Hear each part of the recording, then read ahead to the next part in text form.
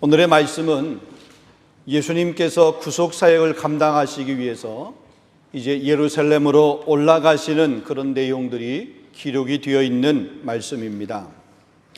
본문 12절을 보게 되면 예수님께서 예루살렘으로 오신다는 소식이 많은 사람들에게 들려졌습니다.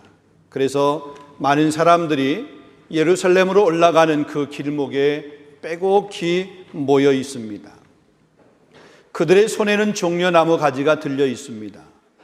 들고 있는 그 종려나무 가지를 흔들면서 호산나 찬송하리로다, 주의 이름으로 오시는 이 곧 이스라엘의 왕이시로다, 이렇게 손을 흔들면서 환호하고 외쳤습니다. 그런데 이렇게 사람들로부터 환호를 받으시면서 예루살렘으로 올라가시는 예수님의 그 행렬은 그들이 이야기한 것처럼 이스라엘의 왕이라고 하는 이런 이름에 걸맞는 왕이라고 일컬음을 받을 만한 모습은 결코 아니었습니다. 예수님이 타고 올라가는 그것은 어린 나귀 새끼였습니다. 사람들의 환호와 이스라엘의 왕으로 오시는 개선장군의 모습으로는 전혀 어울리지 않는 겸손한 모습이었습니다. 아주 소박한 모습, 아니 초라한 모습이었습니다. 보잘것없는 그런 모습이었습니다. 예수님이 이러한 모습으로 예루살렘으로 올라가신 모습은 구약에 이미 예언되어 있던 하나님의 말씀이 이루어지기 위함입니다. 오늘 본문에도 보면 15절에 이렇게 말합니다. 시온에 따라 두려워하지 말라. 너의 왕이 나귀 새끼를 타고 오신다 함과 같더라. 그런데 이 말씀은 스가랴서 9장 9절에 있는 말씀입니다. 시온에 따라 크게 기뻐할지어다. 예루살렘에 따라 즐거이 부를지어다. 보라, 네 왕이 네게 임하나니 그는 공의로우시며 구원을 베푸시며 겸손하여서 나귀를 타시나니 나귀의 작은 것 곧 나귀 새끼니라. 스가랴 9장에 예언되었던 말씀들이 그대로 이루어지기 위해서, 성취되기 위해서 예수님께서 지금 예루살렘으로 올라가시는 그 길에 어린 나귀 새끼를 타고 올라가셨다는 것입니다. 오늘 본문인 이 요한복음에는 예수님께서 어린 나귀 새끼를 어떻게 준비했는지 그 준비의 과정들은 생략이 되어 있습니다. 그러나 공관복음, 마태복음, 마가복음, 누가복음에 보게 되면 예수님께서 그 어린 나귀 새끼를 어떻게 준비하셨는지 자세히 설명이 되어 있습니다. 예수님께서 감람산 베박에 이르렀습니다. 두 제자들을 맞은편 마을로 보냅니다. 그리고 그들에게 얘기합니다. 거기에 가게 되면 메인 나귀 새끼가 있을 텐데 그 나귀 새끼를 끌고 와라. 혹시 주인이 무슨 말을 하거든 오도록 했습니다. 그리고 나가시게 되는 것입니다.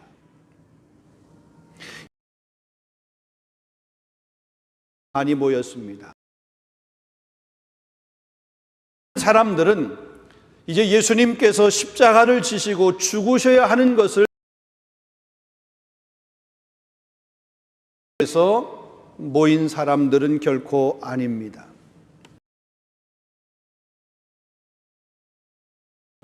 요한복음 11장에 보면 예수님께서 베다니에서 행하신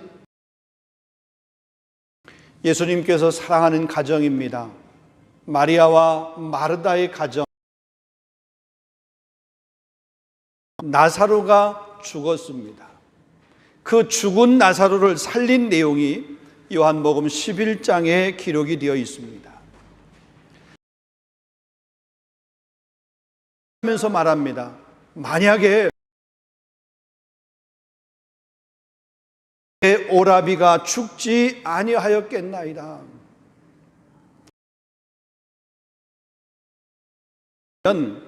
나사로가 죽지 않고 그 나사로를 살릴 수 있었을 텐데, 예수님께서 늦게 오셔서 내 오라비가 죽었다라고 그렇게 슬퍼하고 혹은 예수님에게 탄식하고 있는 그런 모습입니다.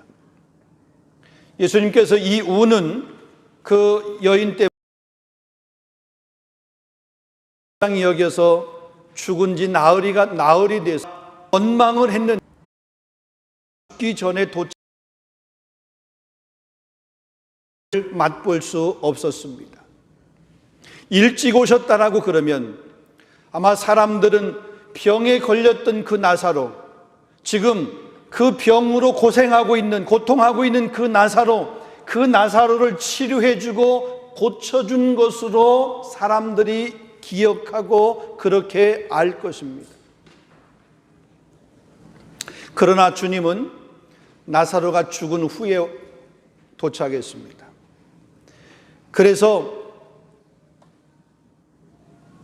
죽은 후에 나사로가 죽은 후에 예수님께서 도착하셔서 아픈 사람을 치료해주고 고쳐준 것이 아니라 죽은 사람을 살리는 그런 기적을 행하셨던 모습을 보게 됩니다.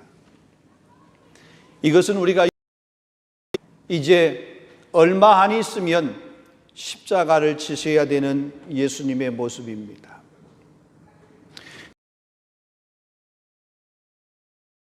면서 돌아가셔야 되는, 죽으셔야 되는 예수님입니다. 근데 그 죽음으로 끝나는 것이 아니라 3일 이 나사로를 살린 모습을 통해서, 나사로가 죽었었는데 그 죽은 나사로를 살림을 통해서 당신이 십자가에서 죽으시는데 죽은 후에 다시 부활할 것에 대한 이런 암시를 표현해 주고 있다라고 우리가 생각해 볼 수 있습니다. 때로 하나님이 일하시는 것이 더딘 것 같습니다. 하나님께서 일하시는 것이 늦은 것 같습니다. 그러나 하나님이 일하시는 것은 더딘 것도 아니고 늦은 것도 아니고 하나님의 때에 하나님의 방법으로 하나님이 일하시는 겁니다. 우리 입장에서 보게 될 때 하나님께서 빨리 그 문제를 해결해 줬으면, 이 고난과 이 아픔이 빨리 지나갔으면, 우리 가정에 드려진 이 그림자가 빨리 지나갔으면, 근데 그것이 너무 늦은 것 같아, 더딘 것 같아. 그러나 때로는 그 더딘 것에도, 그 느린 것에도 은혜가 있고 오히려 더 큰 은혜가 있는 줄로 믿습니다. 여러분, 베드로 3장 9절 말씀에 보면 주의 약속은 어떤 이들이 더디다고 생각하는 것 같이 더딘 것이 아니요 오직 주께서는 너희를 대하여 오래 참으사 아무도 멸망하지 아니하고 다 회개하기에 이르기를 원하시느니라 그랬습니다. 여러분, 더딘 것도 은혜임을 여러분 믿으시기를 바랍니다. 자, 예수님 곁에 많은 사람들이 모였습니다. 오늘 요한복음 12장 9절 말씀 읽지 않았습니다. 바로 좀 앞에 있는 말씀인데, 유대인의 큰 무리가 예수께서 여기 계신 줄 알고 오니 이는 예수만 보기 위함이 아니요 죽은 자 가운데서 살리신 나사로도 보려 함이라 그랬습니다. 사람들이 예수님 곁에 많이 몰려들었습니다. 예수님을 보기 위함인 줄 알았습니다.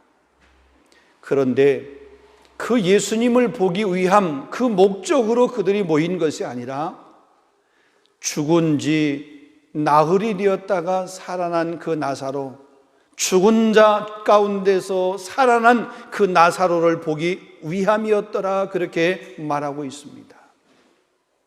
예수님 주변에 있던 많은 사람들의 관심이 죽었다가 살아난 그 나사로에 관심이 있었지, 그 나사로를 살리신 예수님에게 관심이 있는 것이 아니었다는 것입니다. 여러분, 이들만 그럴까요?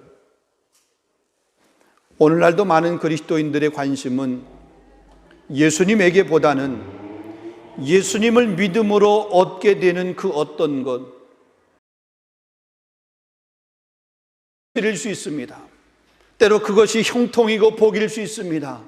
예수님에게 관심이 있어야 되는데 예수님으로 인하여 우리에게 주어지는 그것에도 관심이 있는 모습을 보게 됩니다.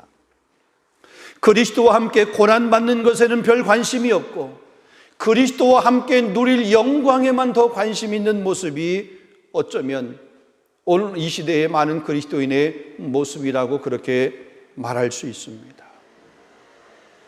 여러분은 예외라고 그렇게 자신 있게 말할 수 있습니까?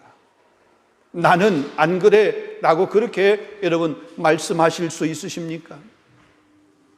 누구든지 나를 따라오려거든 자기를 부인하고 자기 십자가를 지고 나를 쫓을 것이니라. 부인한다라고 하는 말이 뭡니까? 내 뜻이 아닌 하나님의 뜻, 그것을 내가 붙든다고 하는 것 아닌가요?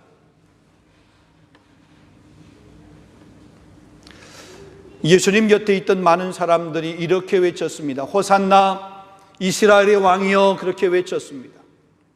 근데 그렇게 외쳤지만 실상 그들은 로마의 압제로 인해서 정치적으로 혹은 경제적으로 신앙적으로 매우 어려운 형편에 있었기 때문에 자신들을 그 정치적으로부터 혹은 경제적으로부터 해방시켜줄 해방자 메시아 예수 그리스도로 그들이 믿었던 것입니다. 그러니 그들이 예수님을 환호하면서 외친 것은 정치적 메시아로 환호하고 외친 것입니다. 우리를 죄에서 구원하실 평강의 왕으로 기다리고 그분을 향해서 외친 모습이 아니라는 거죠. 오늘도 수많은 사람들이 교회를 다니고 예배를 드리면서 예수님을 환호합니다. 그런데 그 많은 사람들도 예수님 곁에 있었던 그 많은 사람들처럼 예수님이 오신 본래의 목적과 그 의미가 아닌 그분을 이용해서 그분이 주시는 복에만 관심을 갖고 있는 사람들이 많다는 것입니다. 원하기는 사랑 우리 교회 성도들, 저와 여러분 모두는 예수님으로 인해서 얻는 어떤 기쁨과 그것 때문에 우리가 예수님을 찾는 자가 아니라 나같이 연약한 인생 구원하기 위해서 갈보리 십자가에서 물과 피를 다 쏟으신 그 사랑이 감격해서 그 사랑 때문에 주님을 따르고 고백할 수 있는 저와 여러분이 될 수 있기를 주님의 이름으로 축원합니다. 자, 오늘 본문의 말씀이 우리에게 주는 메시지는 예수님이 오신 목적이 정치적 해방과 경제적 해방을 가져다 주신 분이 아니라는 것입니다. 겸손으로 세상을 구원하시고 섬기려고 오셨다는 것을 우리에게 말씀해 주고 있습니다. 권력과 힘과 폭력이 아닌 사랑으로 세상을 정복하고 평화를 가져오는 구원의 메시아이심을 우리에게 보여주고 있습니다. 이러한 예수님의 모습을 통해서 우리가 배울 수 있는 것, 겸손입니다. 여러분, 겸손은 우리 인간의 언어라고 하기보다는 하나님의 언어입니다. 예수님의 겸손의 모습은 섬김을 통해서 나타났습니다. 가난하고 소외된 자를 섬기셨습니다. 아파하는 자와 함께 아파했고 약한 자와 함께 했고 슬퍼하는 자와 주님은 함께 슬퍼하고 우셨습니다. 그래서 로마서 12장 15절의 말씀에 보면 즐거워하는 자와 함께 즐거워하고 우는 자와 함께 울라, 그렇게 주님이 우리에게 말씀하신 것입니다. 우리는 예수님의 마음을 품어야 됩니다. 겸손, 그 겸손은 예수님께서 우리에게 보여주신 본입니다. 예수님의 마음입니다. 우리가 잘 아는 빌립보서 2장 5절로부터 8절 말씀에도 보면 너희 안에 이 마음을 품으라 곧 그리스도 예수의 마음이니라. 그는 근본 하나님의 본체시나 하나님과 동등됨을 취할 것을 여기지 아니하시고 오히려 자기를 비워 사람의 모양으로 나타나서 죽기까지 복종하였으니 곧 십자가에 죽으심이라 그랬습니다.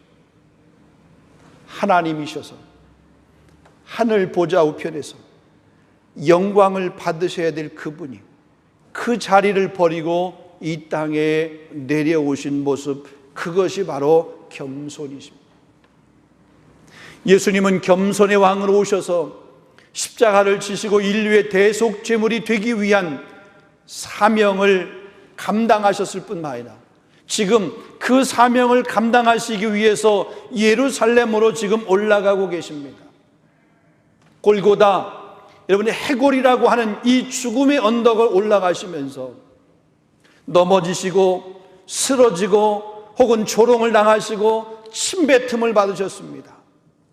그렇지만 그 올라가는, 그 십자가를 지고 올라가는 그 골고다의 그 길을 결코 중단하지 아니하였습니다.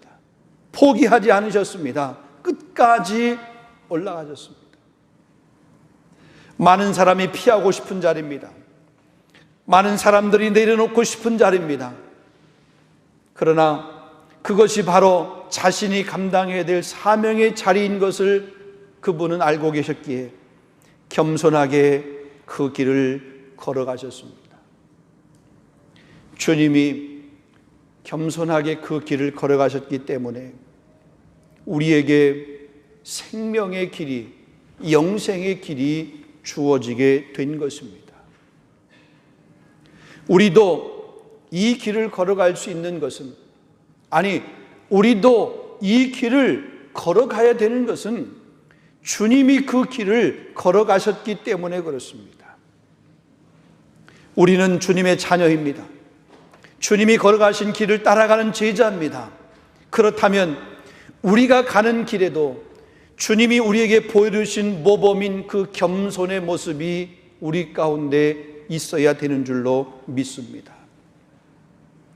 내가 보여주는 한 행동, 내가 누군가를 섬기는 그 섬김의 삶을 통해서 누군가가 살아나고 그 사람에게 생명의 길이 소개되어지고 또 생명이 그 사람에게 알려지고 그 길을 걸어가는 구도자로 만들 수 있는 그런 겸손의 모습이 저와 여러분의 모습이 되어야 될 줄로 믿습니다. 사랑하는 성도 여러분, 오늘 주님은 저와 여러분에게 이 겸손의 자리로 부르고 계십니다. 예수님께서 친히 겸손한 모습을 보여주셨고 너희들은 나를 본받고 따라오라고 그 길로 우리를 초청하고 계십니다. 겸손한 삶의 태도로 우리에게 맡겨진 그 사명을 감당하기를 그분은 원하고 계십니다. 예수님이 보여주셨던 것처럼 저와 여러분도, 우리 교회도 겸손으로 허리를 동이고 끝까지 사명을 감당하여 주님의 기쁨이 되고 우리를 구원하셔서 우리에게 새 생명을 허락하신 그 주님의 마음을 시원스럽게 해드릴 수 있는 저와 여러분, 우리 교회가 될 수 있기를 주님의 이름으로 축원합니다.